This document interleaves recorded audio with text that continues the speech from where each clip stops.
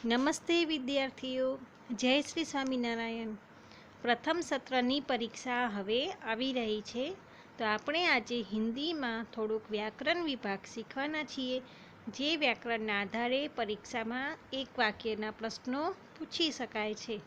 તો આજે આપણે વ્યાકરણ વિભાગમાં કેટલાક વ્યાકરણો શીખીશું। સૌ પ્રથમ આપણે આજે સંયુક્તાક્ષર શબ્દો એટલે કે બે વ્યંજનોને જોડવાથી જે નવો વ્યંજન બને છે એ વ્યંજન વિશેની થોડીક માહિતી મેળવીશું। જેમ કે પહેલું છે, ઉદાહરણ કે अनुसार अन्य शब्द अपनी किताब में से ढूंढकर लिखिए।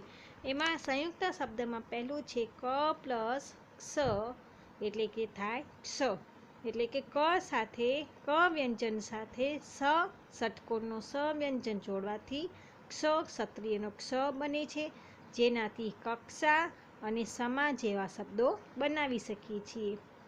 એના પછી છે જ અને જ્ઞ, ક ખ ગ જ્ઞ જે પાંચમો અક્ષર આવે છે કની લાઈનમાં એ જ્ઞ, તો જ અને જ્ઞને ભેગા કરવાથી જ્ઞ એટલે કે યજ્ઞનો જ્ઞ અક્ષર બને છે। એટલે કે જ્ઞાન વિજ્ઞાન આવા જ્યારે અક્ષરો બોલીએ છીએ જ્ઞ, તો એ જ અને જ્ઞનો સંયુક્ત અક્ષર છે। એના પછીનું છે ક પ્લસ ર, કની નીચે હલંત છે, એટલે કે પહેલાં જેટલા વ્યંજન છે બધા હલંત વ્યંજન છે, એટલે કે તે અડધો છે, ક અડધો અને ર આખો ભેગા કરવાથી ક્ર બને છે।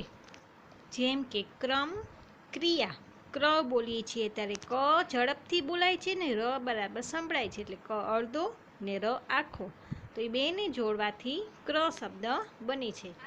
એના પછી છે દ અને વ, દ અડધો છે ને વ આખો છે, દ અને વને જોડવાથી દ્વ, આપણે જ્યારે બોલીએ છીએ દ્વ ત્યારે દ અને વને જોડીને અક્ષર બને છે, જેમ કે વિદ્વાન દ્વાર। એવી જ રીતે બીજો દ અને દ, એક દ અડધો ને બીજો દ આખો, તો દ એટલે કે તંદન રાજગાદી, ગદ્દી બોલીએ છીએ ત્યારે દ એક ઝડપથી બોલાય છે, એટલે કે અડધો સ્વર છે, અડધો વ્યંજન છે ને એક આખો વ્યંજન છે, એટલે દ અને દ ને જોડવાથી દ આપણે બોલીએ છીએ। એના પછી છે હ અને ય, હ અડધો છે ને ય આખો છે, તો હૈ એટલે કે બાહ્ય સહ્ય, એવી રીતે એના શબ્દો બને છે। એના પછી ક પ્લસ ર પ્લસ મ એટલે કે ર અને મને જોડવાથી કર્મ, કર્મ બોલીએ છીએ ત્યારે ર અડધો અક્ષર બોલાય છે, એટલે અડધો છે ને એટલે એને મની ઉપર રેફ જે આવ્યું છે એમાં એનો ઉચ્ચારણ ર થાય છે। એના પછી છે સ પ્લસ ચ એટલે કે ચ, આશ્ચર્ય પશ્ચાત। એના પછી સ પ્લસ ર એટલે કે સ્ર, સ અને ર ને જોડવાથી સ્ર બને છે, શ્રવણ શ્રેષ્ઠ। એના પછી ત પ્લસ ર ને જોડવાથી ત્ર એટલે કે ત્રિભુજ અને ત્રસ્ત, એટલે કે ત ને ર ને જોડવાથી ત્ર અક્ષર બને છે। એવી જ રીતે ટ અને ર ને જોડવાથી ટ્ર, ટની નીચે બે લીટા દેખાય છે, બે ક્રોસમાં એનો ઉચ્ચારણ ર થાય છે, એટલે કે ટ્ર રાષ્ટ્ર ટ્રક। એના પછી છે દ અને ધ ને જોડવાથી દ્વત એટલે કે બુદ્ધ પ્રસિદ્ધ। એના પછી દ પ્લસ મ એટલે કે પદ્મ છદ્મ। હ પ્લસ રૂ ને જોડવાથી હૃ, હૃદય અપહર્ત। પછી ક પ્લસ ર પ્લસ મ જોડવાથી કર્મ અને ધ પ્લસ ર પ્લસ મ જોડવાથી ધર્મ। આમ અહીં કેટલાક વ્યંજનો જોડવાથી નવો વ્યંજન બને છે, એટલે આ વ્યંજનો કેવી રીતે બને છે તે તમારે અહીં યાદ રાખવાનું રહેશે। એના પછી એના કેટલાક ઉદાહરણો જોઈએ। પહેલું છે લડકે વિદ્યાલય મેં પડતે હૈ, અહીં વિદ્યાલયમાં ધ છે તે સંયુક્ત અક્ષર છે, જેમ કે દ પ્લસ ય જોડવાથી દ્ય બને છે, એટલે કે વિદ્યાલયમાં દ્ય છે તે સંયુક્ત અક્ષર છે। એના પછી ભિખારી દ્વાર પર ખડા હે, દ્વ દ પ્લસ વ ને જોડવાથી સંયુક્ત અક્ષર બન્યો છે દ્વ. એના પછી યહાં શુદ્ધ ઘી મિલતા હૈ. શુદ્ધ ધ દ અને ધને જોડવાથી ધ બન્યું છે. અશોક ચક્ર હમારા રાષ્ટ્રીય ચિહ્ન હૈ. હ અને ન ને જોડવાથી ચિહ્ન એટલે કે હ ને એ સંયુક્ત અક્ષર છે. એક બ્રાહ્મણ પૂજા કર રહા થા. હ ને મને જોડવાથી બ્રાહ્મણમાં હ ને મન છે તે સંયુક્ત અક્ષર જોડીને બનેલું છે બ્રાહ્મણ. બનવીર કા ઉદ્દેશ્ય રાજગાદી પાને કા થા. ઉદ્દેશ્ય એમાં બે દનો જોડાક્ષર કરીને દ્વે બન્યો છે ઉદ્દેશ્ય. તો આવી રીતે જોડાક્ષરવાળા શબ્દો તમારે યાદ રાખવાના છે. એક વાક્યના પ્રશ્નમાં તે પૂછાઈ શકે છે. એના પછી એક વ્યાકરણનો ટોપિક છે સંજ્ઞા. સંજ્ઞા એટલે ટૂંકમાં કહીએ તો નામ, વ્યક્તિનું નામ, વસ્તુનું નામ, સ્થળનું નામ, જે નામ નિર્દેશ કરતો હોય તે શબ્દને સંજ્ઞા કહેવાય. અહીં સંજ્ઞાની ઉપર એક વ્યાખ્યા આપેલી છે. आप पढ़ चुके हैं कि किसी व्यक्ति, वस्तु, स्थान या को प्रकट करने वाले शब्द को संज्ञा कहते हैं. कोई वस्तु, कोई स्थान के व्यक्ति ने प्रकट करवा वाला शब्दों ने संज्ञा कहवाय. उदाहरण, थोड़ी देर बाद उसे राम और श्याम मिले. અહીં રામ અને શ્યામ બે બાળકોના નામ છે એટલે કે તેમનો નિર્દેશ રામ અને શ્યામના નામથી થાય છે. ઓળખાણ એટલે તે સંજ્ઞા શબ્દો છે. એવી જ રીતે પહેલું, પૂજન की परीक्षा 5 बजे तक चलने वाली थी. તો પૂજન એક બાળકનું નામ છે એટલે પૂજન છે તે સંજ્ઞા શબ્દ છે. એના પછી સબ અંબાજી જા રહે થે. અંબાજી એક સ્થળનું નામ છે એટલે અંબાજી એ સંજ્ઞા છે. એના પછી ગુલાબ કા ફૂલ મુझे પસંદ હે. ફૂલ કયું? તો ગુલાબનું, એટલે કે પ્રોપર ફૂલનું નામ આપવામાં આવ્યું છે એટલે કે ગુલાબ તે સંજ્ઞા શબ્દ છે. હિમાલય કી ચઢાઈ બહુત કઠિન થી. તો હિમાલય પર્વતનું નામ છે એટલે કે ચોક્કસ નામથી એની વાત કરવામાં આવી છે એટલે કે તે સંજ્ઞા શબ્દ છે હિમાલય. આજ બિલ્લી સારા દૂધ પી ગઈ. પ્રાણી છે બિલ્લી, તો અહીં બિલ્લી છે તે સંજ્ઞા શબ્દ છે. આમ અહીં જે નામ નિર્દેશ કરતા હોય તેવા શબ્દોને સંજ્ઞા શબ્દ કહેવાય. સંજ્ઞા શબ્દ પહેચાનો. એવી રીતે એક વાક્યમાં 1 માર્ક્સના પ્રશ્નો પરીક્ષામાં પૂછાઈ શકાય છે. હવે સંજ્ઞા પછી જોઈએ સર્વનામ. જે સંજ્ઞાની જગ્યાએ જે શબ્દનો પ્રયોગ થતો હોય તેને સર્વનામ કહેવાય.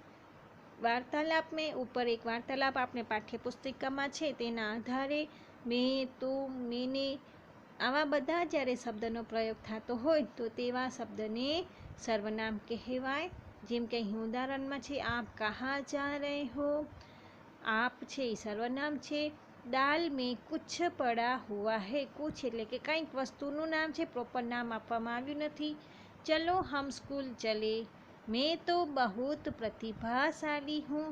आओ हम नदी पहाड़ खेलेंगे. उसे तो बस हंसना आता है.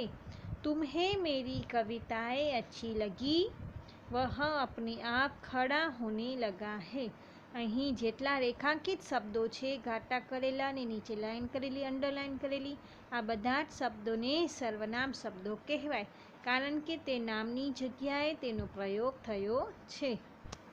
આવા બીજા કેટલાક સર્વનામ શબ્દો જોઈ લઈએ. મેં, હમ, મેરા, હમારા, મુझे, हमें, मुझ में, मुझसे, मेरे लिए, हमसे, हमारे लिए, तू, तुम, तुम्हारा, आप, आपका, आपसे, आपको, तुम्हें, तुम्हारी, तुम्हारे, तेरे, तुझे, वह, वे, उसे, उसका, उन्हें, उनसे, उसकी, उसका, उससे, उनकी, उनके, यह, ये, इसे, इसको, इन्हें, इनका, इनसे, इनके लिए, कौन, किसने, कुछ, कोई, किसी, कब, कैसे, किसको, किससे, क्या, जैसा, वैसा,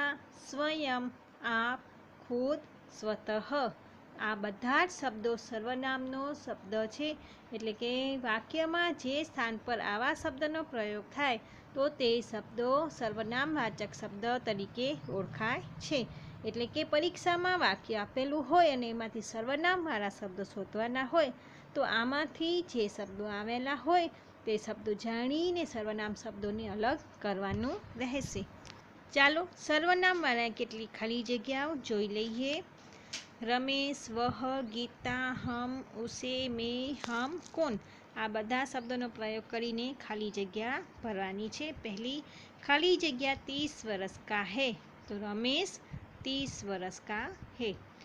બીજી ખાલી જગ્યા પતા નહીં ખાલી જગ્યા દરવાજા खटखटा रहा है, पता नहीं कौन दरवाजा खटखटा रहा है, तो कौन शब्द આવશે અહીં. पुस्तक रुचिकर है, मैं भी पढ़ूंगी. पुस्तक रुचिकर है, उसे मैं भी पढ़ूंगी. खाली जगह सब मिलकर क्रिकेट खेलेंगे, हम सब मिलकर क्रिकेट खेलेंगे. रविवार को खाली जगह बाजार जाऊंगा, मैं बाजार जाऊंगा. तो અહીં આવશે મેં. આમ અહીં સર્વનામનો પ્રયોગ કરીને ખાલી જગ્યા ભરવાની છે. એના પછી છે निम्नलिखित शब्दों को समानार्थी शब्द खोजकर उनका वाक्य में प्रयोग करके लिखिए. પહેલા અહીં શબ્દનો સમાનાર્થી શબ્દ શોધવાના છે, પછી તેનો વાક્યમાં પ્રયોગ કરવાનો છે. જેમ કે નદી તો સરિતા, નર્મદા ગુજરાત की सबसे बड़ी सरिता है. જે શબ્દનો સ્થાનમાં આપણે શબ્દનો અર્થ લીધો હોય એ જ શબ્દના અર્થનો વાક્યમાં પ્રયોગ કરવાનો રહેશે. જેમ કે પ્રસન્ન તો ખુશ, रमेश हमेशा खुश रहता है. मुसीबत आफत तो हम कभी आफतों से डरते नहीं हैं. આવી રીતે સ્થાન, સ્વભાવ અને થીરકનાના શબ્દોનો અર્થ બનાવી શબ્દનો અર્થ શોધી અને પછી તેના વાક્યમાં પ્રયોગ કરવાનું રહેશે. એના પછી બીજા જ એવા શબ્દો જેમ કે પુષ્પ, તેનો સમાનાર્થી શબ્દ ફૂલ. વાક્ય મુझे फूल पसंद है. જે સમાનાર્થી શબ્દોનો અર્થ આપણે કાઢ્યો હોય એ જ શબ્દનો પ્રયોગ કરીને વાક્ય બનાવવાનું છે. રવિ તો સૂરજ, सूरज हमें प्रकाश देता है. भूमि धरती, आज धरती हरियाली दिखाई देती है. मानव इंसान, इंसान को ज़्यादा मेहनत करनी है. दिया तो दीपक, दीपक अंधेरा दूर करता है. આવી રીતે શબ્દના અર્થ ગોતી એના શબ્દના અર્થ લખવાના, પછી તેનો વાક્યમાં પ્રયોગ કરવાનો રહેશે. પછી છે વચન પરિવર્તન. એક વચન અને બહુવચનમાં આપણે જ્યારે પ્રયોગ કરી છીએ એવી રીતે निम्नलिखित शब्दों का वचन परिवर्तन करके वाक्य में प्रयोग कीजिए. लड़का एक लड़का અને ઘણા બધા હોય તો લડકે. पाठशाला के सभी लड़के प्रार्थना में नियमित है. એવી રીતે पंखा तो पंखे, आँख आँखें, किताब किताबें, पौधा पौधे, पेंसिल पेंसिलें. આ બધા જ એક વચનમાંથી બહુવચન કરવાના, પછી તેનો વાક્યમાં પ્રયોગ કરવાનું. આવી રીતે વાક્યમાં પ્રયોગ કરવાનું વચન પરિવર્તન કરીને. એ પણ તમારે ખાસ ધ્યાન રાખવાનું છે. સૂચના ખાસ વાંચવાની છે પરીક્ષામાં કે સમાનાર્થી શબ્દ છે કે વચન પરિવર્તન છે. પછી તમારે વાક્યમાં પ્રયોગ કરતા શીખવાનું. એટલે કે સૂચના જોઈને જ તમારે વચન પરિવર્તન અને સમાનાર્થી અર્થ શોધી અને પછી તમારે વાક્યમાં प्रयोग કરવાનું રહેશે. उदाहरण के अनुसार निम्नलिखित शब्दों का वाक्य में प्रयोग कीजिए. मंडराना तो मंडराने, आकाश में काले काले बादल मंडराने लगे. एक वचनનું बहुवचन. बाधा बाधे, बाधाए. उत्सुकता उत्सुकताए, दृढ़ता दृढ़ताए, बुजुर्ग बुजुर्गे, व्यस्त व्यस्तताए व्यस्तते. આવી રીતે શબ્દનો પ્રયોગ કરીને વાક્ય બનાવવાનું રહેશે. એના પછી છે નિમ્નલિખિત વાક્યો का वचन परिवर्तन करके फिर से लिखिए. वचन परिवर्तन એક વચનમાંથી બહુવચન કરવાનું जो बहुवचन है तो एक वचन, नदी बहती है, नदियाँ बहती है। महिलाएं पूजा कर रही है, महिला पूजा कर रही है। बहुवचन છે નું એક વચન। पेड़ पर कबूतर बैठा है, पेड़ पर कबूतरे बैठे हैं। उसने खाना खा लिया है, उन्होंने खाना खा लिया है। वे आ रहे हैं, वे सभी आ रहे हैं। આવી રીતે એક વચનનું બહુવચનમાં કરવાનું રહેશે। એના પછી વચન પરિવર્તનના બીજા કેટલાક ઉદાહરણ। माँ को मिलती है मेरी खुशी का ठिकाना न रहा, माँ को मिलते ही हमारी खुशियों का ठिकाना न रहा। ऐसी कई घटनाएं मेरे साथ घटी है, ऐसी एक घटना मेरे साथ घटी है। कई घटनाएं बहुवचन છે તેનું એક વચન કરવાનું। परिचारिका ने मरीज की अच्छी तरह से देखभाल की, परिचारिका ने मरीजों की अच्छी तरह से देखभाल की। रात को मैंने सुंदर सपना देखा, रात को हमने सुंदर सपना देखा। આવી રીતે એક વચન હોય ત્યાં બહુવચન અને બહુવચન હોય ત્યાં એક વચનનો પ્રયોગ કરીને વાક્ય બનાવવાનું રહેશે। હવે આપણે થોડાક વિશેષણો જોઈ લઈએ। વિશેષણ એટલે કે કોઈ વ્યક્તિ કે વસ્તુ કે સ્થાનની વિશેષતા બતાવતા એટલે કે તેના ગુણ બતાવતો શબ્દ। અહીં જોઈએ રેશમા હિમ્મતી લડકી है, રેશમા कैसी लड़की है तो हिम्मती, तो हिम्मती તેનો ગુણ બતાવે છે એટલે તે વિશેષણ શબ્દ છે। छोटा बच्चा फिसल गया, कैसा बच्चा तो छोटा बच्चा, तो छोटा છે તે વિશેષણ છે। कक्षा में 10 लड़कियां बैठी है, तो 10 लड़कियां, कितनी लड़कियां बैठी है तो 10 लड़कियां, तो 10 लड़कियां ते विशेषण शब्द छे। उसकी हर सुबह नई सुबह होती है, नई सुबह, कैसी सुबह, नई सुबह। कुत्ता वफादार प्राणी है तो वफादार, ते बधा विशेषण शब्दों छे। आम अहीं हिम्मती, छोटा बच्चा, 10 लड़कियां, नई सुबह अने वफादार ते गुण बतावता शब्दों होवाथी तेने विशेषण शब्द कहेवाय। हवे केटलाक एवा उदाहरणों बीजा जोईए। शिल्पा भोली भाली लड़की है तो भोली भाली। कक्षा में 4 बच्चे बैठे थे, 4 बच्चे। नीम की पत्तियां कड़वी लगती है तो कड़वी। नदी में काला पानी है, काला पानी। यह किताब मेरा भाई लाया है, यह किताब सर्वनाम विशेषक छे। गिलास में थोड़ा सा शरबत डाला है, थोड़ा सा। हमारी पाठशाला में बड़ा बगीचा है, बड़ा। बाजार में पक्के केले मिलते हैं, पक्के केले। આવી રીતે અહીં વિશેષણ શબ્દોને શોધીને લખવાનું રહેશે। એના પછી मुहावरे के अर्थ देकर वाक्य में प्रयोग कीजिए।